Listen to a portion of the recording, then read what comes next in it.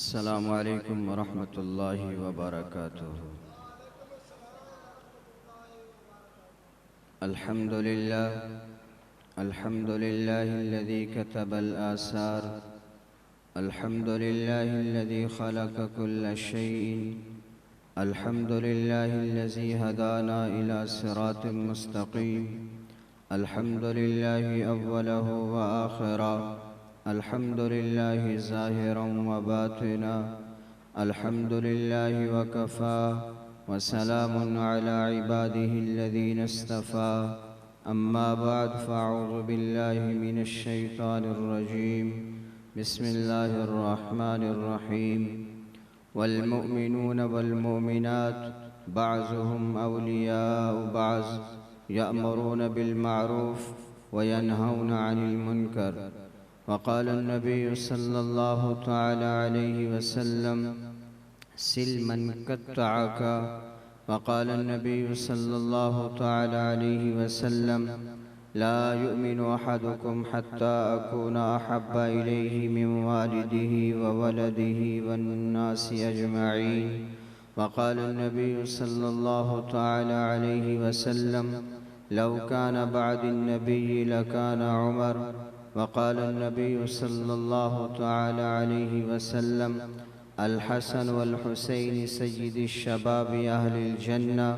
वक़ाल नबी सल्लल्लाहु तआला अलैहि वसल्लम अद्दुआउ मुख़्खुल इबादा औ कमा क़ाल अलैहिस्सलातु वस्सलाम। दरूद शरीफ। अल्लाहुम्मा सल्लि अला मुहम्मद व अला आलि मुहम्मद कमा सल्लैता अला इब्राहीम व अला आलि इब्राहीम इन्नका हमीदुम मजीद। अल्लाहुम्मा बारिक अला मुहम्मद व अला आलि मुहम्मद कमा बारकता अला इब्राहीम व अला आलि इब्राहीम इन्नका हमीदुम मजीद। मेरे अज़ीज़ दोस्तों, बुज़ुर्गों, नौजवान साथियों, अज़ीज़ तलबा-ए किराम, सबसे पहले मैं अहले मोहल्ला को, इलाक़ा को इस जामिया मस्जिद की तामीर पर मुबारकबाद पेश करता हूँ और दुआ है जिन अहबाब ने ईमानी जज्बे के साथ अल्लाह का इतना खूबसूरत घर बनाया है, अल्लाह इसके बदले उनके आखिरत के घरों को खूबसूरत बना दे। मेरे भाइयों, दोस्तों, बुज़ुर्गों, बेशुमार उन्वानात हैं और वक़्त बहुत मुख्तसर है। मैं चंद बातें दीन की निस्बत से अर्ज़ करना चाहता हूँ। अल्लाह ने इंसान को दुनिया में बहुत मुख्तसर वक़्त के लिए भेजा है और बहुत बड़ी ज़िम्मेदारी देकर भेजा है।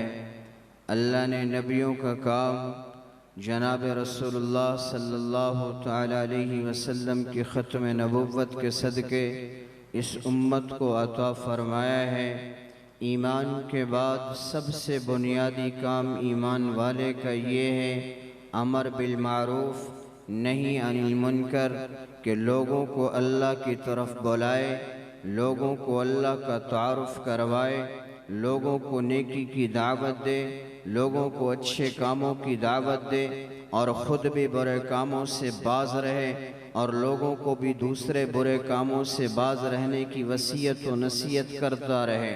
तो अल्लाह ने ये मुख्तसर वक़्त मुझे और आपको इसलिए दिया है कि मैं और आप अल्लाह के बनकर चलें, इसलिए कि अल्लाह न रंग देखता है, न नस्ल देखता है, न कौम देखता है, न कबीला देखता है, न हुस्न व जमाल देखता है। मेरे रब के यहाँ जो चीज़ है वो इंसान के आमाल हैं। जैसा अमल कोई लेकर आएगा मेरा रब उतना बड़ा इनाम उसे अता फरमाएगा। ये कौन है? हज़रत अब्दुल्ला है। चचा के यहाँ ज़िंदगी गुजार रहा, माँ जिंदा है, बाप का इंतकाल हुआ और मदीने में ऐलान नबुव्वत की सदा बुलंद हुई तो ये दौड़ कर मेरे नबी के कदमों में आया, कलमा पढ़ा और मुसलमान हुआ।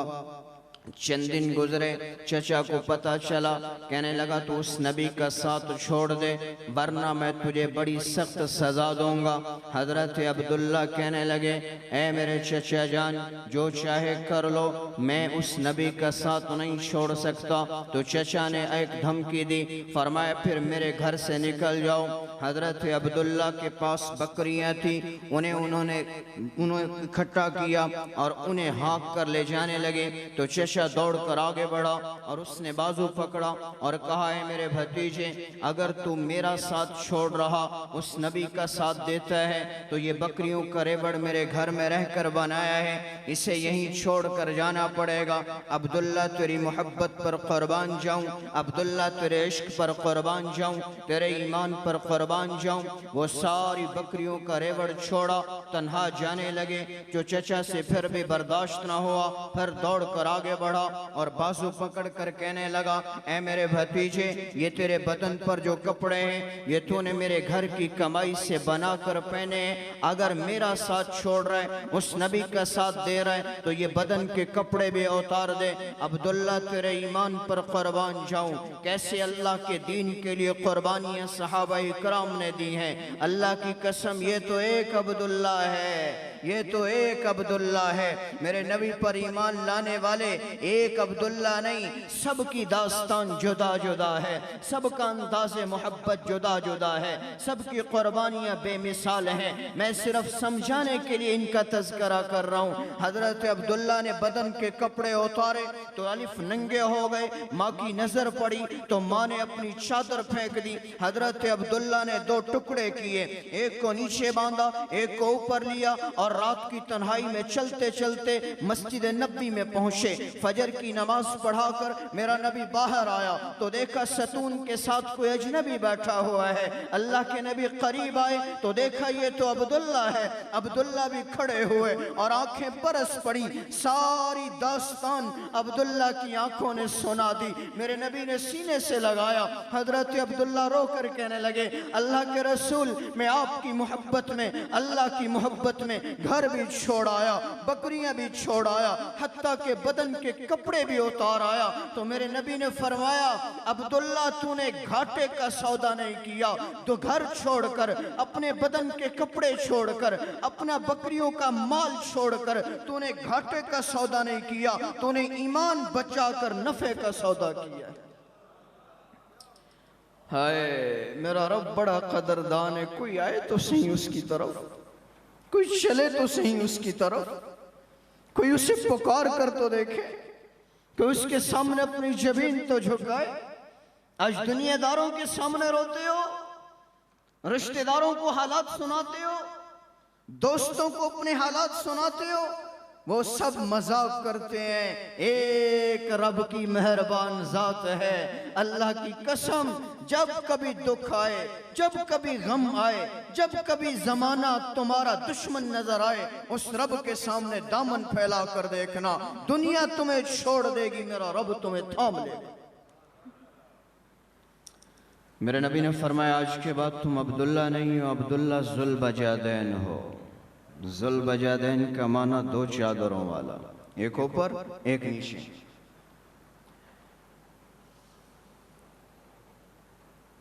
तो चंद दिन गुजरे, मेरे नबी ने असहाब सुफ़ा का निगरान बनाया और फिर ऐसा वक्त आया कि एक सफ़र से वापसी हो रही, तो हज़रत अब्दुल्ला को बुखार आया। तो मेरे नबी को इत्तला दी गई आप तशरीफ़ लाए। तो हज़रत अब्दुल्ला का आखिरी वक़्त है और आपने हज़रत अब्दुल्ला का सर अपनी गोद मुबारक में रखा।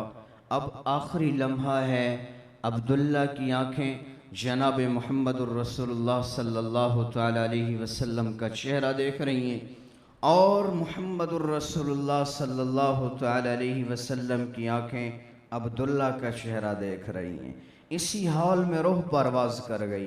तो मेरे नबी ने अपने सहाबा इकराम से फरमाया, जल्दी करो, अब्दुल्ला के कफन दफन का इंतज़ाम करो। सहाबा इकराम ने गुस्ल दिया। अब कफन के लिए कपड़ा नहीं था, तो मेरे नबी को बताया गया, अल्लाह के रसूल कफन के लिए कपड़ा नहीं है। कुर्बान जाऊं, मेरे नबी ने अपनी काली कमली मुबारक उतारी और फरमाया, जाओ इसमें अब्दुल्ला को कफन दे दो। इसी अब्दुल्ला ने अल्लाह और उसके रसूल की मोहब्बत में अपने मामूली से कपड़े बदन के उतारे थे। आज अल्लाह ने वो चादर दी है जिसकी कसमें मेरा रब कुरान में उठा रहा है, जिसकी अजमत दुनिया में नहीं बयान की जा सकती। तो हजरत अब्दुल्ला को वो चादर मिली, आप तशरीफ लाए, आपने जनाजा पढ़ाया और आप कब्र की पाताल में उतरे और सहाबा इकराम से फरमाया, अपने भाई को मुझे पकड़ाओ। सहाबा इकराम ने पकड़ाया, मेरे नबी ने नबुव्वत वाले हाथों से कब्र अथर में लेटाया और जब लेटाया तो मेरे नबी ने आसमान की तरफ अपने हाथ उठाए और एक जुमला कहा, फरमाया, ए अल्लाह मैं अब्दुल्ला से राजी हूं, तो भी राजी हो जा। हाय हाय, अल्लाह की कसम, मेरी और आपकी दीन की मेहनतें अगर रसूलुल्लाह राजी हो गया कामयाब हैं। मेरे और आपके मुजाहिदे, मेरे और आपके माल खर्च करना, मेरा और आपका दीन के लिए दौड़ना, मेरा और आपका दीन के लिए जान खपाना, अगर वहां से मोहर लग गई तो बेड़ा पार है। अगर वहां से मोहर न लगी, अल्लाह की कसम नुकसान का सौदा है। तो हजरत उमर की चीख निकल गई, कहने लगे, हाय काश आज मैं मर गया होता, मेरी कब्र होती और मेरी कब्र में खड़े होकर अल्लाह के रसूल मेरे हक में कह देते, अल्लाह मैं उमर से राजी हूं, तू भी राजी हो जा। हाँ, ये नबी ने एक दफा नहीं कहा कि मैं इनसे राजी हूं। ये मस्जिद का नाम भी उमर बिन खत्ताब रखा, उमर फारूक रखा है। कुर्बान जाऊं, मुहर्रम का महीना इफ्तिताह भी और उनकी निस्बत है शहादत यकम मुहर्रम हराम को। सुनो कौन उमर मेरे भाइयों, जिसको अल्लाह ने गैरत का इमाम बनाया। कौन उमर, जिसकी जुबान के लफ्जों को मेरे रब ने कुरान बनाया। कौन उमर, वो उमर मेरे भाइयों दोस्तों बुजुर्गों, जिसकी गैरत पर उम्मत को पर्दा मिला है। कौन उमर, वो उमर मेरे भाइयों, जिसने उम्मत को इज्तिमाई तौर पर 20 रकअत तरावी के लिए खड़ा किया। अरे आज तुम उस उमर की जात पर उंगलियां उठाते हो। कौन सा उमर कि जिसको अल्लाह ने गैरत का ऐसा पुतला बनाया था। आप तशरीफ फरमाते घर में तो उम्मुल मोमिनीन आपकी बेटी सैयदा हफ्सा आपसे मुलाकात के लिए घर आई, तो आप घर से निकलकर बाहर दरवाजे की दहलीज पर बैठ गए। लोगों ने कहा, भाई उमर अमीरुल मोमिनीन आप यहाँ क्यों बैठे हो? तो कहने लगे मेरी बेटी अंदर है और अंदर कोई नहीं है और बाहर से वो अकेली अंदर गई है, कहीं ऐसा ना हो कोई देखने वाला अपने जहन में गलत तसव्वुर ले आए, मैं इसलिए दरवाजे के बाहर बैठा। ये हया रखने वाला उमर बिन खत्ताब रज़ी अल्लाह तआला। और अल्लाह की कसम, हजरत उस्मान बिन अफ़्फ़ान ने कहा था, उमर तू तो हुकूमत कर कर जा रहा है, लेकिन अपने बाद वालों के लिए तूने मुश्किल खड़ी कर दी। इतना आदर कि दोपहर का वक्त, अरब का तपता सहरा और बाल बिखरे हुए और बटन कुर्ता खुला हुआ और सर में गर्द है, पाँव में जूता नहीं है, ये कौन जा रहा है? अरे 22 लाख मुरब्बा मील का हुक्मरान, चंद हजार का नहीं है, चंद हजार का नहीं है, चंद लाख का नहीं, 22 लाख मुरब्बा मील, आधी दुनिया से ज्यादा का हुक्मरान, ये दोपहर को दौड़ा जा रहा। देखने वालों ने पूछा, अमीरुल मोमिनीन क्या हुआ, कहाँ जा रहे हो? फरमाया, तुम्हें नहीं खबर, बैतुल माल का ऊंट गुम हो गया है, उससे तलाश कर रहा हूं। अगर क़यामत में अल्लाह ने पूछ लिया, अमर तू हुक्मरान था, अवाम का माल तेरे जिम्मे था, वो तुझसे कैसे गुम हो गया, तो मैं जवाब क्या दूंगा? और इसी पर नहीं, यही बात नहीं है। मैं हजरत उमर रज़ी अल्लाह तआला की निस्बत से आपसे कहना चाहता हूँ, अल्लाह की कसम, उनकी जलालत तो तुम्हें याद है, रौब तो याद है, लेकिन उनका अल्लाह के दरबार में रोना शायद तुम भूल गए। हाँ, एक गवैया था, हजरत उमर रज़ी अल्लाह तआला का दौर है। गाने गाता था, अशार पढ़ता था, कभी यहाँ कभी वहाँ, और आवाज़ बड़ी खूबसूरत थी। तो जब बाहर गई, खिज़ां आई, दांत झड़े, हड्डियां कमजोर, जबान कपकपाने लगी। अब आवाज निकालता है तो आवाज नहीं निकलती, अब सुनाता है तो सुनता कोई नहीं, अब देता कोई नहीं, हत्ता के घर में फाकों ने डेरे डाल लिए। अब दोपहर के वक्त इसके जमीर पर चोट लगी, कई दिन से भूखा, घर में चूल्हा नहीं जल रहा, लोगों ने मुंह मोड़ लिया। जिनको खुश करने के लिए अल्लाह को नाराज करता था। तुम भी सोचो मेरे भाइयों, आज बीवी को खुश करने के लिए अल्लाह का हुक्म तो नहीं तोड़ रहे, औलाद को खुश करने के लिए अल्लाह का हुक्म तो नहीं तोड़ रहे, रिश्ते नातों को खुश करने के लिए अल्लाह का हुक्म तो नहीं तोड़ रहे। ये तुम्हारे काम नहीं आएंगे जब तक कि इनको दीन पर खड़ा नहीं करोगे, जब तक कि इनको अल्लाह और उसके रसूल के हुक्म पर खड़ा नहीं करोगे। तो हजरत उमर बिन खत्ताब का दौर है। अब दोपहर का वक्त हुआ, ये गवैया घर से निकला और जन्नतुल बकी में चला गया। एक कब्र की ओट में बैठकर अब अपने अल्लाह को पुकारने लगा, अब अपने अल्लाह को सदाएं देने लगा और कहने लगा, अल्लाह मियाँ तूने मुझे जवानी दी, तेरी बगावत में तबाह कर दी।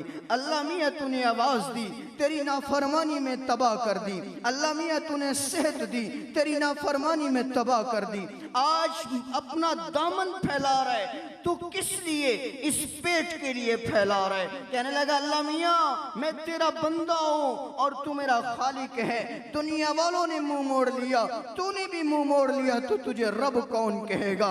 अल्लाह मैं भूखा हूँ, मुझे खाना खिला, कुर्बान जाऊं। अमीरुल मोमिनीन हजरत उमर बिन खत्ताब रज़ी अल्लाह तआला अन्हु, दोपहर का वक्त है, आप कैलूला फरमा रहे हैं। ये कैलूला क्या है? दोपहर को चंद घड़ियां आराम करना, ये सुन्नत अमल है मेरे नबी का। आप आराम कर रहे हैं तो मेरे रब की तरफ से इल्का हुआ, फरमाया उमर खड़े हो जाओ, जल्दी करो, जन्नतुल बकी में मेरा एक दोस्त भूखा है, उसे खाना पहुंचा करो। हाय, आप खड़े हुए, आपने खाना तैयार करवाया, तो उस खाने को यूं हाथों पर नहीं उठाया, उसे सर पर रखा, सर पर रखा और जन्नतुल बकी की तरफ चले। तो उसकी नजर पड़ गई कि अमीरुल मोमिनीन आ रहे हैं। अब इन्होंने नहीं देखा, उन्होंने देख लिया, तो उधर जिधर मुंह था वो दौड़ पड़ा। किस लिए? कि अमीरुल मोमिनीन ने मुझे यहां देखा तो कोड़े लगाएंगे, नाराज होंगे कि तू गुनहगार जन्नतुल बकी में क्या कर रहे। लेकिन उसे क्या खबर था, उसे क्या खबर थी। तो जब वो दौड़ने लगे तो अमीरुल मोमिनीन ने आवाज दी, फरमाया, अल्लाह के बंदे ठहर जा, ओ अल्लाह के बंदे ठहर जा, मैं खुद नहीं आया, जिसे तूने पुकारा है उसी ने मुझे भेजा है। आज उस रब की जमीन पर जिना करते हो, उस मेहरबान रब को नाराज कर कर शराब पीते हो, उस मेहरबान रब को नाराज कर कर सुदी कारोबार करते हो। नौजवानों, उस रब को नाराज कर कर बूढ़े माँ बाप का सीना छलनी करते हो। बूढ़े माँ बाप की आहें और सिसकियां हर घर से आ रही हैं। हजारों में कोई एक बूढ़ा बाप होगा, कोई खुशनसीब माँ होगी जो अपने बेटे से खुश हो, बेटी से खुश हो। वरना आज का जवान बाप से कहते, चुप कर, मेरे सामने गल न कर। जिसने अपनी जवानी तुझे जवान बनाने में लगा दी, जिसने धूप देखी न सर्दी देखी, आज उस बूढ़े बाप से नौजवान के कि तेरी गल्ला मैंने समझ नहीं आनी, कलेजा फटता।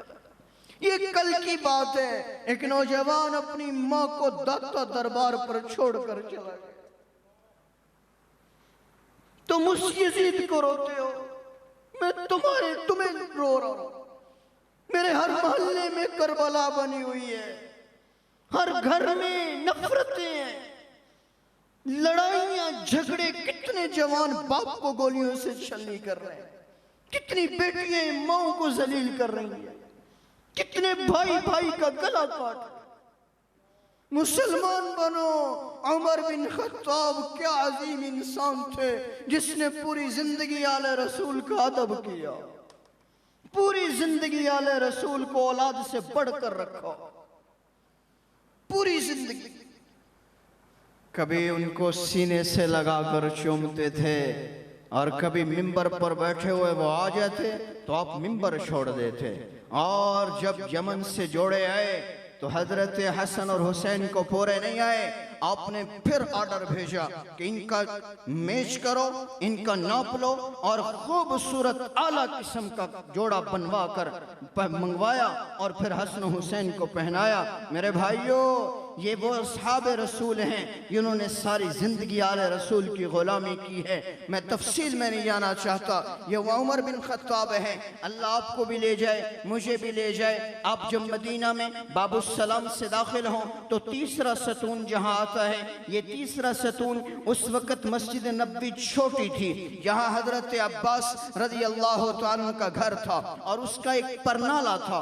मस्जिद को जो रास्ता आता था वो परनाला उस रास्ते में बहता था।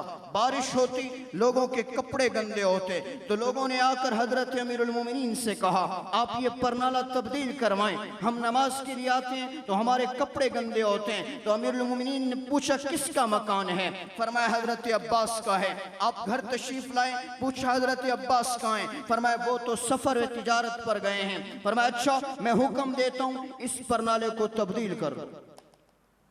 हाकिम थे, आवाम का फायदा था, परनाला तब्दील हुआ।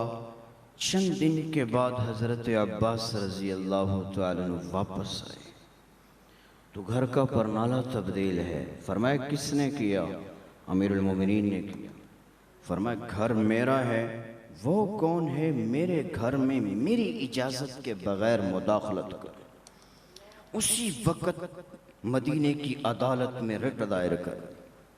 और जज कौन है? हजरत उबई इब्न काब रज़ी अल्लाह तआला अन्हु। तो जज ने दो सिपाहियों को ऑर्डर किया, जाओ हाकिम वक्त को अदालत के वक्त में हाजिर करो। तो जब हजरत अमीरुल मोमिनीन के पास सिपाही पहुंचे, वो तशरीफ लाए तो जज ने पूछा, बताओ आपने इसका घर का परनाला क्यों तब्दील किया है? फरमाया लोगों के फ़ायदे के लिए, लोगों के कपड़े ख़राब होते थे इसलिए मैंने तब्दील कर दिया। तो हज़रत अब्बास से जज पूछ रहा है, बताओ तुम क्या चाहते हो? फरमाया मैं अदल और इंसाफ चाहता हूँ। क्या कहना चाहते हो? कहने लगा मेरी इजाज़त के बगैर परनाला तब्दील हुआ है, मैं चाहता हूँ दोबारा परनाला ये अमीरुल मोमिनीन उसी जगह पर अपने हाथों से लगाए। तो अदालत ने हुक्म दिया, फरमाया उमर बताओ तुम अपनी सजा खुद कबूल करते हो या अदालत ऑर्डर दे? फरमाया मुझे कबूल है। सारा मदीना बुलाया गया, गारा तैयार किया गया, हजरत अब्बास खड़े हुए, पैगंबर के चचा हैं और इधर हजरत अमीरुल मोमिनीन 22 लाख मुरब्बा मील के हुक्मरान हैं, अब खड़े हुए।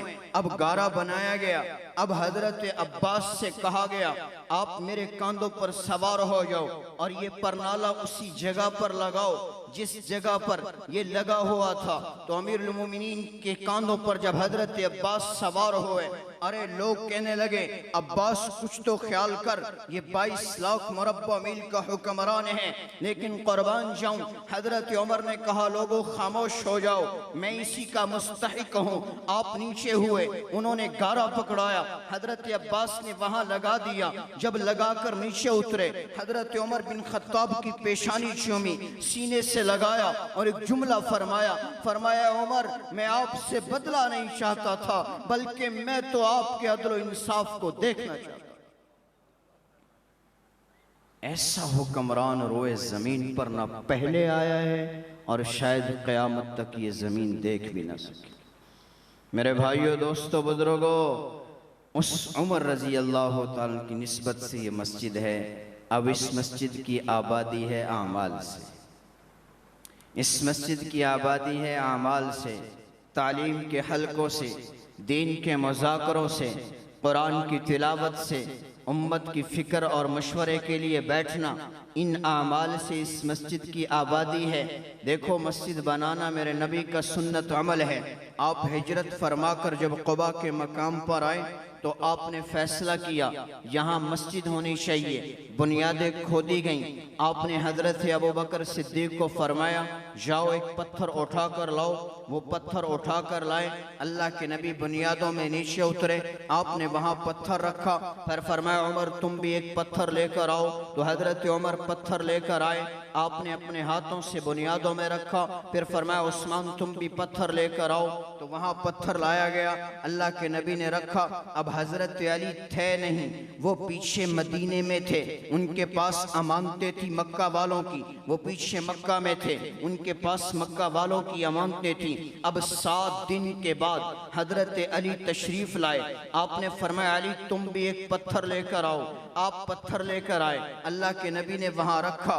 अब तमाम सहाबा से फरमाया जाओ जाओ सब पत्थर लेकर आओ। अब बारी बारी सब पत्थर लेकर आए। अब जब सऊदी गवर्नमेंट आई और जब सऊदी हुकूमत ने उस मस्जिद क़ुबा को शहीद कर कर दोबारा तामीर किया, अब इख्तिलाफ हो गया कि इस मस्जिद का मीनार तो होना चाहिए, लेकिन कुछ कहने लगे एक मीनार बनाएंगे क्योंकि अल्लाह एक है, ये तौहीद का पैगाम है। एक कुछ कहने लगे 2 मीनार होने चाहिए, ला इलाहा इल्लल्लाह मुहम्मदुर रसूलुल्लाह। एक मीनार दायां मीनार अलामत है ला इलाहा इल्लल्लाह, बायां मीनार अलामत है मुहम्मदुर रसूलुल्लाह। तौहीद अल्लाह की चलेगी, रिसालत और ख़त्म नबुव्वत मुहम्मदुर रसूलुल्लाह की चलेगी। अब ये इख्तिलाफ शिद्दत इख्तियार कर गया। अब गवर्नमेंट हुकूमत जब सर पकड़ कर बैठी तो उस वक़्त के मुफ्ती आज़म सऊदी अरब अब्दुल अजीज बिन बाज के पास ये मसला पहुंचा। फरमाया हजरत आप फतवा दें कितने मीनार मस्जिद क़ुबा के होने चाहिए। तो उन्होंने फतवा दिया, फरमाया इसलिए इस मस्जिद के मीनार 4 होने चाहिए, इसलिए कि इसकी बुनियादों में नबी के 4 यारों के पत्थर लगे।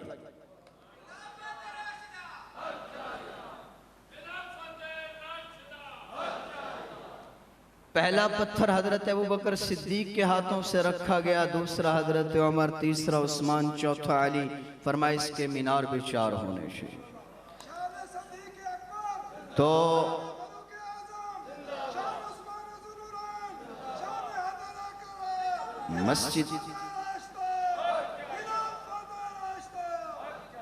मस्जिद क़ुबा के कितने मीनार हैं? आज भी 4 हैं, जो नबी के 4 यारों की पहचान करवा रहे हैं। तो मस्जिद बनाना मेरे नबी का सुन्नत अमल, ये सादत के खेल हैं, मुक़द्दर के खेल हैं, ये पैसे से दौलत नहीं मिलती। आप जब मदीने में आए तो आपने फैसला किया यहाँ भी मस्जिद होनी चाहिए, तो वहाँ भी यही तरतीब। आपने 4 सहाबा से पत्थर मंगवाए और फिर वहाँ जब मस्जिद बन गई तो आपने 10 सहाबा इकराम को जन्नत की बशारत। अब सऊदी गवर्नमेंट के पास जब मस्जिद नबी की असर नौ तामीर का मामला आया तो वहाँ भी लोगों ने इख्तिलाफ डाल दिया। कहने लगे इसके 2 मीनार होने चाहिए, कोई कहने लगे नहीं जी 4 होने चाहिए, क़ुबा के 4 हैं यहाँ भी 4 हों। तो यही मसला फिर अब्दुल अजीज बिन बाज मुफ्ती सऊदी अरब के पास पहुंचा। उसने कहा भाई मस्जिद नबी के मीनार 10 होंगे, इसलिए कि नबी ने इस मस्जिद के मिंबर पर बैठकर 10 सहाबा को जन्नत की बशारत।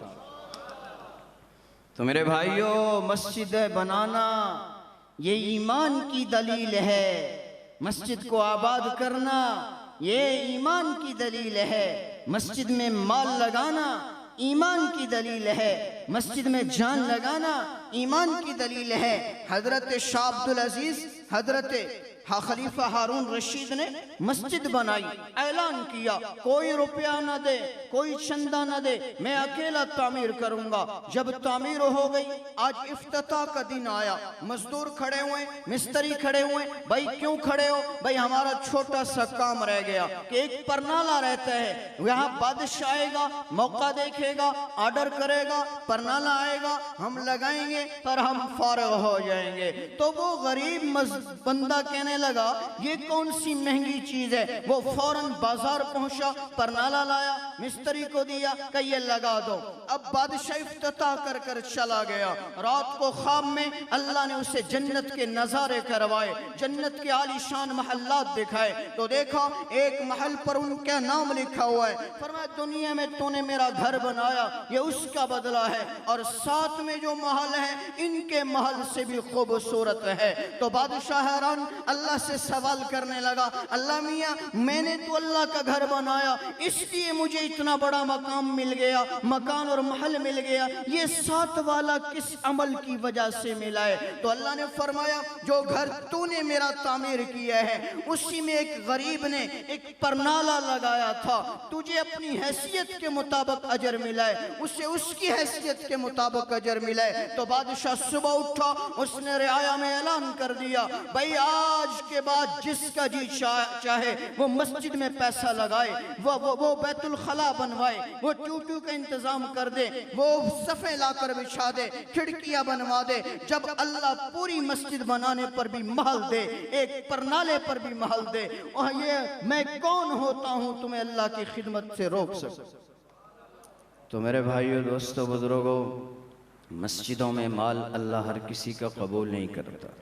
जिसको अल्लाह पसंद फरमाए, जिसका माल पसंद फरमाए, उसे अल्लाह तौफीक देता है। और आखिरी बात 14 अगस्त के हवाले से, ये पाकिस्तान अल्लाह का बहुत बड़ा इनाम है हम पर।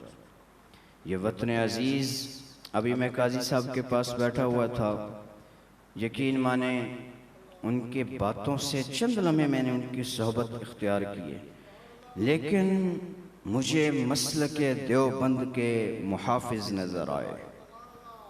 वो जितनी देर बैठे हर बात में मसलक मसलक नज़रिया, ये उलमाए देवबंद की सिफ़त है, ये अल्लाह ने इनको ये खासा अता फरमाया है। इनका जीना भी दीन के लिए, इनका मरना भी दीन के लिए, इनकी फ़िक्र भी दीन के लिए। मेरे भाइयों, दोस्तों, बुजुर्गों, ये पाकिस्तान यूं ही नहीं मारज़े वजूद में आया। ये शामली का मैदान जो उलमाए देवबंद के ने सजाया, ये पाकिस्तान की बुनियाद था। माल्टा की जेल में मौलाना ने जेलें काटी, ये पाकिस्तान की बुनियाद थी। और फिर मुख्तलिफ महाजों पर उलमाए देवबंद टकराए। हाजी इमदादुल्लाह मुहाजिर मक्की रहमतुल्लाहि ताला जैसी शख्सियत भी मैदान में उतरी। और फिर तुम भूल गए, आज तुम्हें ये तो बताया जा रहा है कि क्या हुआ, कैसे हुआ, लेकिन ये क्यों नहीं बताया जाता, या तुम क्यों नहीं पूछते दुनिया वालों से कि जब पाकिस्तान की करारदादें पेश हुई, उनमें सबसे बुनियादी किरदार मुफ्ती हजरत अल्लामा शब्बीर अहमद उस्मानी रहमतुल्लाहि ताला अलैह का था। उनमें बुनियादी किरदार मुफ्ती शफी साहब रहमतुल्लाहि ताला अलैह का था। उसमें बुनियादी किरदार मौलाना अशरफ अली थानवी रहमतुल्लाहि ताला अलैह का था। हाजी इमदादुल्लाह मुहाजिर मक्की रहमतुल्लाहि ताला अलैह का था। और जब पाकिस्तान का पहला परचम लहराने का वक्त आया तो कराची के अंदर कायदे आज़म ने ये मुफ्ती हज़रत अल्लामा शब्बीर अहमद उस्मानी से फरमाया कि आप हकदार हो कि इस परचम को लहराओ।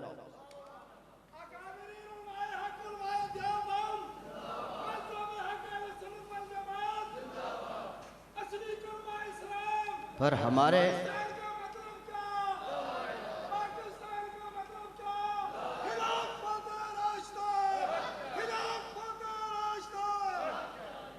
यहाँ ये भी तासुर दिया जाता है कि ये पाकिस्तान बनाने में मुखालिफ थे, नौज़ुबिल्लाह। और ये भी कहते हैं कि भी ये कायदे आज़म को काफिर कहते थे, नौज़ुबिल्लाह। मुझे बताओ, अगर हम उलमा देवबंद ऐसे होते तो क्या कायदे आज़म मरने से पहले वसीयत करता कि मेरा जनाजा शब्बीर अहमद उस्मानी पढ़ाएगा? बोलो भाई, किसने जनाजा पढ़ाया कायदे आज़म को? वो कौन था? वो उलमा देवबंद का सरखेल था। मेरे भाइयों, पाकिस्तान को इन उलमा ने कुर्बानियाँ देकर बनाया है। उस वक़्त सेकुलर नारा नहीं था। मक्का मदीना के बाद खालिसतन ईमान और दीन और कलमे की बुनियाद पर अगर कोई ख़ित्ता वजूद में आया है तो वो ये पाकिस्तान की सरजमीन है। मक्का मदीना के बाद हाँ, ये दो मुल्क बने हैं जो नज़रिए पे बने हैं। मक्का मदीना के बाद एक इसराइल की सरजमीन है, एक पाकिस्तान की सरजमीन है। इसराइल की सरजमीन यहूदी नज़रिए पर वजूद में आई है और पाकिस्तान की सरजमीन ला इलाहा इल्लल्लाह मुहम्मदुर रसूलुल्लाह के नज़रिए पर वजूद में आई है। आज तुम कहते हो कहाँ थे उस वक़्त मौलवी? शायद तुमने तारीख़ नहीं पढ़ी है, शायद तुमने करारदाद पाकिस्तान का मुताला नहीं किया है, शायद तुमने हालात को नहीं पढ़ा है। अल्लाह की कसम, कायदे आज़म इन उलमा से मशवरा कर कर कर चलता था। कोई भी बात होती उलमा से पूछता था, फिर कदम उठाता था। इन उलमा के मशवरे से अल्लाह ने कायदे आज़म को जुर्रत दी, हिम्मत दी, बात करने की तौफीक दी और फिर अल्लाह ने ये वतन इस उम्मत को अता फरमाया है। मेरे भाइयों, आज तुम कर कर कहते हो कि हम वतन की खुशी मना रहे हैं, आज दूसरों की बहन बेटियों को छेड़ कर कहते हो हम वतन की खुशी मना रहे हैं। हाय काश तुम्हें पता होता कितनी बच्चियों को उस वक्त मुसलमान माओ की गोदों से हिंदू छीन कर ले गए थे, सिख छीन कर ले गए थे। कितने जवान बच्चियों की इज्जतों को तातार कर दिया था, कितने बुजुर्गों का कीमा बना दिया था, कितने नौजवानों को उन्होंने मेरे भाइयों उसी वक्त कीमा बना दिया था। 6 लाख से ज्यादा मुसलमान कट गए थे इसलिए कि हम एक आजाद रियासत चाहते हैं जहां हम सिर्फ दीन पर अमल करेंगे, रस्म नहीं, रवाज नहीं, खानदान बिरादरी नहीं, बल्कि दीन मुहम्मदी ला इलाहा इल्लल्लाह मुहम्मदुर रसूलुल्लाह। आज हम भूल गए हैं वो तारीख, इसलिए मेरे भाइयों मैं आपको ये दावत फ़िक्र दे रहा हूँ, इस पुरफितन दौर में उलमा से जुड़ जाओ। देखो हमारे दीन छोड़ने का नुकसान पता है कहाँ तक पहुँच गया।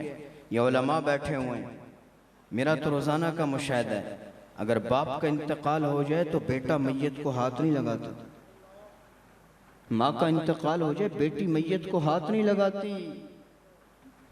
नफरतें आज हमारे सीनों में भरी हुई हैं, फला ऐसा फला ऐसा। दाढ़ी वाला बेदाढ़ी वाले से सलाम नहीं करता, बेदाढ़ी वाला दाढ़ी वाले से सलाम नहीं करता, बेनमाजी नमाजी से सलाम नहीं करता, नमाजी बेनमाजी से सलाम नहीं करता। ओ मेरे भाइयों, मेरा दीन इतना छोटा नहीं है। हाँ, जिसका कुफर वाज़े है, जिसका रास्ता ईमान से जुदा है, मैं उसकी बात नहीं कर रहा, लेकिन मुसलमान को तो इज्जत दो, मुसलमान को तो सीने से लगाओ, पड़ोसी को तो उसकी इज्जत दो, भाई को तो इज्जत दो, चचा को तो इज्जत दो, ताया को तो इज्जत दो, माँ बाप को तो इज्जत दो। किस घमंड में जिंदगियां गुजार रहे हो?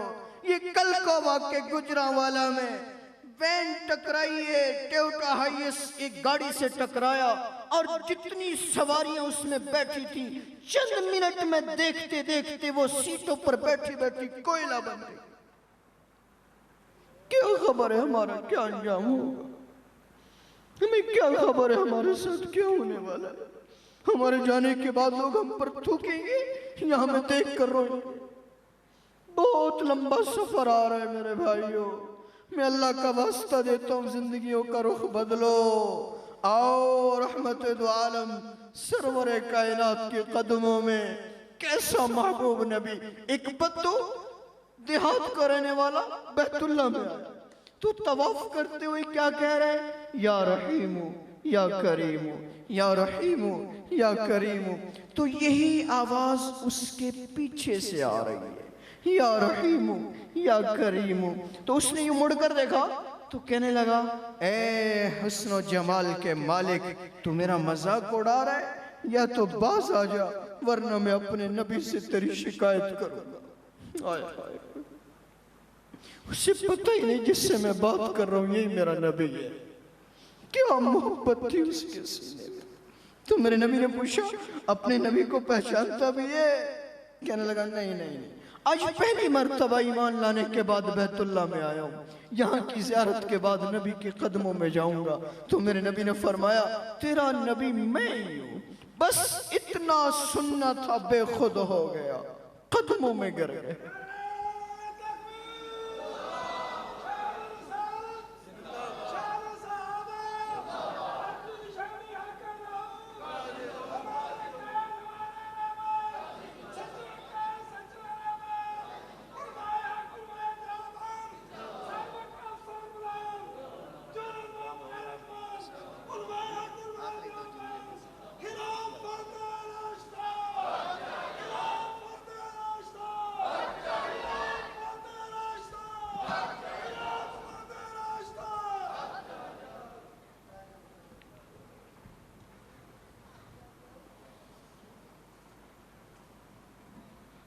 मेरे भाइयों, दोस्तों, बुजुर्गों, बड़ों का अदब इंसान को बड़ा बनाता है। बाअदब बानसीब, बेअदब बेनसीब। इसलिए अपने बड़ों का अदब सीखें और उसका आगाज माँ और बाप के वजूद से करना सीखो। मैं अपनी ज़िंदगी का तजुर्बा बता रहा हूँ। मैं पूरी ज़िंदगी अपने बाप के सामने कभी ऊंचा नहीं बोला। मैं ये इसलिए नहीं कह रहा कि मैं बड़ा नेक आदमी हूँ, मैं सिर्फ इसलिए शायद इन नौजवानों में से किसी की ज़िंदगी बदल जाए। मैंने पूरी ज़िंदगी अपने बाप से मुतालबा नहीं किया मुझे ऐसा कपड़ा ला कर, मुझे ऐसा जूता ला कर। ये माँ बाप के अदब की बरकत है कि आज मेरे अल्लाह ने ये चंद बोल मुझे बोलने की तौफीक दी है। तो मैं अर्ज़ कर रहा था कि मेरे नबी ने फरमाया कि मैं तेरा नबी हूँ, तो वो कदमों में गिरा, आपने यूँ उठाया, सीने से लगाया, फरमाया मेरे साथ वो ना करो जो बनी इसराइल वालों ने बड़ों के साथ किया। मैं अपने कदमों में नहीं, मैं तो अल्लाह के बंदों को अल्लाह के दर पर झुकाने आया। अभी ये बातें चल रही थी तो जिब्राइल आ गया, तवाफ हो रहा है, जिब्राइल आ गया। तो क्या पैगाम लाया कि अपने इस बद्दू सहाबी से कह दो अल्लाह कह रहे मैं इससे इसका हिसाब लूँगा। ये पैगाम अल्लाह की तरफ से आया।